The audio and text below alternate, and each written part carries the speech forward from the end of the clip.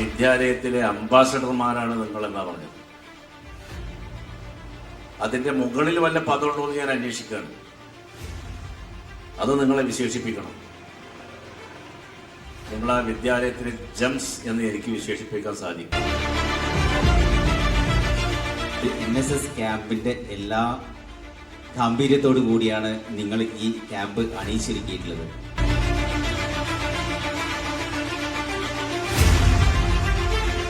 എല്ലാം വളരെ കൃത്യമായിട്ട് ചെയ്തിട്ടുണ്ട്.